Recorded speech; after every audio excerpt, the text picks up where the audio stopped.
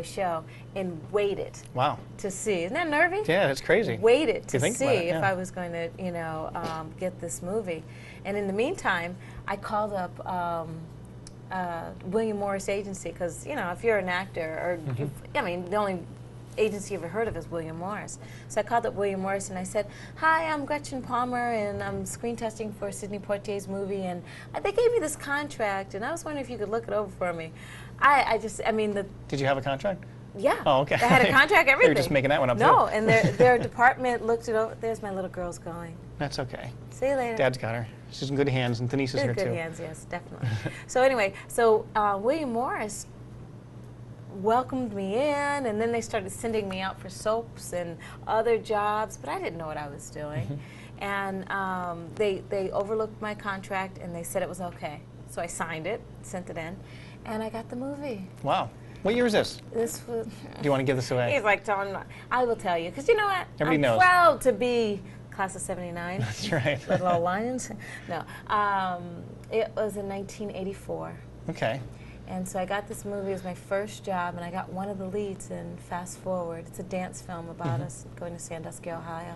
So that was the very first break. Wow, And that's a big break, though. it was huge. You know? It was Yeah. huge because it was Sydney, and 6 months doing a movie. I thought everyone is as nice as Sidney Poitier. I thought every job would last 6 months. Yeah. I thought I would make as much money as I did, you know. First paycheck or first money, you get off the plane, they give us $2,000 in cash. I throw it up in the room, and we all like dance and you know, excited. Anyway. Well, from being from Love, though, $2,000 is a lot of money. So. Well, at that time, especially in '84, it was That's like right. I was making $50 a week. That's right. $2,001 $7 a week for groceries. Now you could actually get a pizza if you wanted to. Exactly. Enough money. So when you do this, so you get your big break there. Yeah, and then huge. At some point, you make the transition from New York to Hollywood. The movie. Okay, is that The movie, how the it movie happened? shot in LA, so I moved to, I was flown by Columbia Pictures out to LA, and at the end of the movie, we came back and we shot in New York for 2 weeks. I called up my dad. It just didn't feel like home anymore. I said, "Dad, I only have 1 day. Can you come down and move my stuff out?" I didn't have an apartment in New York, back in LA, but he moved my stuff out, and so the last week before we finished shooting, I found an apartment, moved. The agency that William Morris was representing me, and so they were representing me in LA via New York, and so I had an agent, and I was set. And so it was cool. Now, I had a friend of mine, Mario Gonzalez. He's an actor as well, and he's been on a couple of little sitcoms, The Hughleys and a couple others. He was here a little while ago, and he was explaining to me that you need to, there's certain like SAG organizations, and there's Unions. like the union cards, and in order to audition for certain things, you have to have Right. X amount of points. Or does that work the same Well, with you know, dancers? like I said, I had a lucky star. I really did. I mean, every audition in New York that I auditioned for, I got. And as soon as and then I get my first movie that I'm auditioning for, and then I get to Hollywood, and by getting the movie, I'm already SAG, Right. I'm already in everything, and if you're in SAG, you're already automatically in AFTRA, you just have to pay for it. And I was represented by William Morris, so I didn't have the struggle of looking for an agent. And then when it came time for me to switch from the New York William Morris, I met William Morris in LA. It didn't work out because I didn't have enough credits, but I easily met a couple of the agents that I was with, and I ended up immediately having that. And my first 2 commercial auditions I booked. So I wasn't, my record was like, I'm like, oh, this is easy. Yeah. And but it's not. You know, that is an illusion, and it's also, it's acknowledging that I had a lucky star that was following me. But it is, you do have to go through all that, but I didn't have to go through any of that. So if, like, say, me or somebody Yeah. else were to go to Hollywood to become an actor, and Yeah. that's kind of the normal routine which most people take. Yeah, and you know what? Usually you get in the union through commercials, because commercials are, you know, it's being in the right place at the right time with the right look, moving or saying the right thing that they want in that moment. You know. Well, just to explain, my friend Mario there, he got a part on the Hughleys, and he's a Portuguese kid, he played Right. a Portuguese soccer star. Totally, perfect. Talk about somebody from Ludlow Ludlow. being typecast for that Yeah. thing. And all of his parts were in Portuguese, all of his lines were in Portuguese, and Oh. so it's kind of a no-brainer. It was like he was the only one in Hollywood that could do it. Right, that's exactly right. So, but we won't tell him that. But No. every time I see him, I'm like, "You're the best actor I've ever seen. You speak Portuguese What about better than me? anybody in Hollywood." What about me? Well, you don't speak Portuguese though. I don't, you're but, right. you know, if I you could had been try. there, you would have gotten that. You could have faked it. Could have. Like you do it, like you do know everything me. else there. Pretty fake. So you get out there, and this is still probably like the mid '80s or so, right? When you first land out there in Hollywood. Chip, I'm old. And okay, you're doing your and you're doing your the thing there. Yes. So from there, where did you go? You did Okay. commercials and started getting into I dancing. just started getting commercials. Did it and start getting to be more of a struggle at some point? No, I tell you, I was like, swear to God, I was like, I had like Lucky Lick or whatever, Nick or whatever on my shoulders. Make up a name. One of those guys. One of those guys. I had somebody on me helping me, some angels. But well, then I immediately Frank Hatchett, not Frank Hatchett, Sidney Poitier, put my another girl that was in the film, a girlfriend of mine named Tamara Mark, set us up in our acting school, and I started acting. Oh, I gotta tell you about my acting class. I had one of the. That's my next question. Oh my the God! whole acting thing. I gotta tell you, one of the most amazing classes ever. I'm actually in an amazing class. I'm in an amazing class right now, which I think is the same what's the word? One, two, take Caliber. That's it. Caliber of people. Yep. But this class that Sydney got us involved with, this woman, her name was Peggy Fury and Bill Traylor. They were from the Actors Studio in New York. So this is this whole clan, you know. And this is where you're studying intensely. Like being a dancer, I'm used to taking classes for a day just to be kind of good, you know, and you got to do that for years and years. So this technique of taking class 4 days a week and then going on the weekends to rehearse was right up my alley. And Sidney Poitier introduced us. Meg Ryan, Meg Tilly, Chris Penn, Sean Penn, Eric Stoltz, Jason Gedricks, what's the name of the show that he just had? Oh, Falcone, the star of Falcone. Belinda Carlisle from the Go-Go's. Goodness gracious. Laura Dern. These people were all in my class. Really? They were all Wow. in the same. Nicolas Cage. Oh my God. No, we're talking superstars Yeah. in They the should be same teaching class.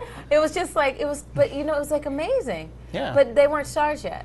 Only one that was a star was Sean Penn at the time, and I said Meg Ryan.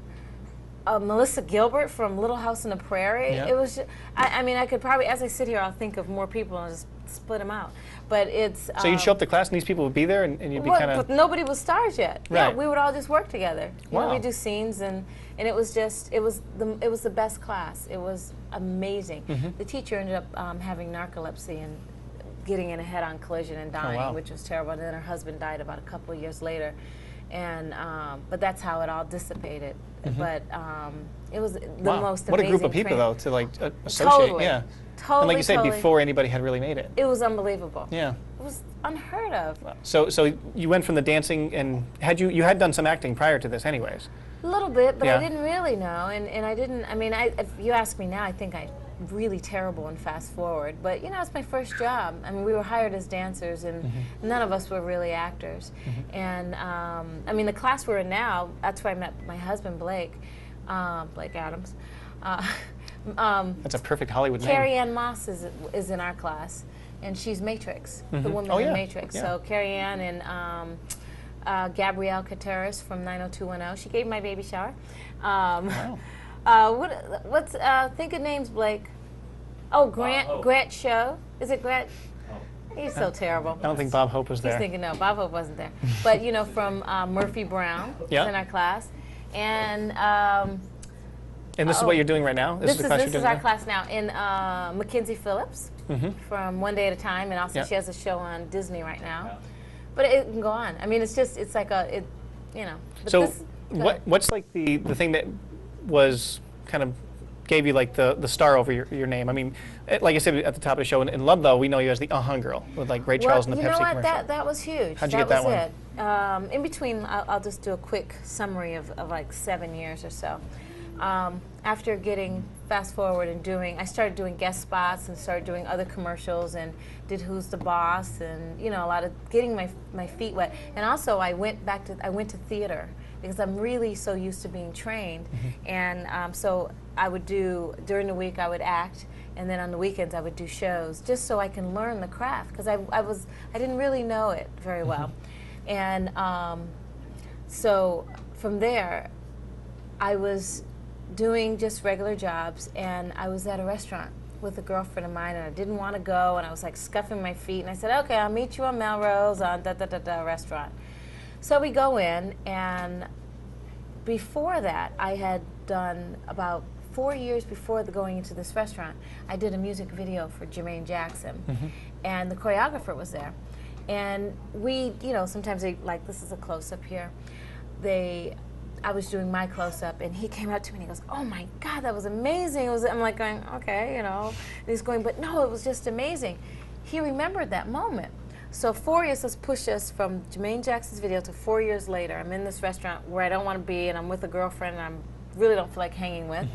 And he walks in, and he says to me, he goes, "Oh my God," he goes, "Gretchen," he goes, "I'm having this great Pepsi audition and looking for 3 hot girls to dance, be backup singers behind Ray Charles, and they want supermodels, but I really want dancers. Why don't you come on down?" I said, "Okay." So I called up my agent, and I wasn't dancing at that time because in Hollywood in the 80s, if you said you were a dancer, they didn't respect you as an actor, and I wanted to be an actor. Oh, really? Yeah, so I never said I was a dancer, so I stopped doing videos and stopped doing all that stuff. So, so I called up my agent and I said, "Yeah, he said he's going to call you," and he said, "Just call in and get an appointment." So I go to this dance audition. I hadn't been dancing in a bit, but the thing was Robert Palmer. Remember, we had the girls all in black, and he wanted them all. They had slick back hair and stuff, and that was the criteria for that job. They said they wanted Robert Palmer kind of dancers. The Addicted to Love video. Addicted to Love, and so I go to this audition, and the first one is just to interview, get a call back. Go back, there's all these girls, they're learning the routine, I'm late. I'm like going, I almost wanted to turn around and go, I don't feel like doing this, I'm not going to do well. So I go to this audition, and they narrow it down, whatever, and I leave, think nothing of it, and I'm thinking, because usually 2 auditions, you know if you get the job or not. Yeah. This one, they call back again. So the 3rd audition, when you audition for commercials, you get paid for doing it. There were 6 girls. And ironically, in the 2nd audition, the 3 girls that, the other 2 girls that I did the Pepsi commercial with, we were all in the same group. Don't ask me how that happened, but it did. And so we go to the 3rd audition, and I go out, and I'm like totally broke. I spend my last 20 bucks, because they said they wanted like a Supremes look or something. My last 20 bucks, and I buy this like little bobbed wig, right? And I walk in there, and I'm like going, you know, don't ask her what made me do it, but I did it. And I walk in, and that was like the best 20 bucks I ever spent in my life. You know, like, I mean, I was going to say $1 million later, but you know, I mean, you know, it's a great investment of that, you know. So you got that part. Yeah. And that was. And I knew it was a big commercial, but I didn't know it was a huge commercial. Yeah. I knew I was going, oh wow, we're gonna make like $40,000, and we're gonna have to work for the year, and I'm like happy, you know. At that time, the reason actors are on strike right now, I'll just tell you that much. Oh, really? Yeah, commercially, because back in the 80s you could make a living off of it. If you had 3 commercials going, you get $15,000 each commercial. The lowest you would make is $10,000 per commercial. Now you make nothing. So we're on strike. So back then, when they told me I was going to do this one commercial, I thought I was going to make $40,000. Whoa, big deal.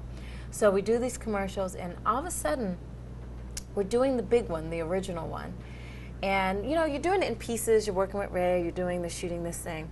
But then when we do the whole setup, Ray's here, we're on the side, the choir singers are there, the dancers are behind us, the musicians are playing. I'm getting a chill just thinking about it. All of a sudden we just feel this, I can't even explain it. So we're doing the whole thing, it stops. The whole room is silent. I got chills. Everyone had chills, and something happened, like one of those pivotal moments in life. Something in the universe created this special whatever, and that's what you see in that first commercial, and that's why it became so big. It happens so very rarely. What happened to us? Well, that was a long-running commercial for a while. We did it for 3 years, and we shot 15 commercials out of that. And from that commercial, when everyone felt that feeling, it went silent, and then the ad people said, we want to put them in the other commercials, and everyone's like rushing around, put them in new wardrobe. And from that point, we were only supposed to do 1 commercial. We got into 5 commercials.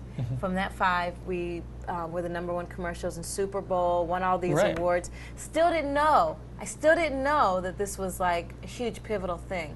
And we're walking in, I'm going to these Super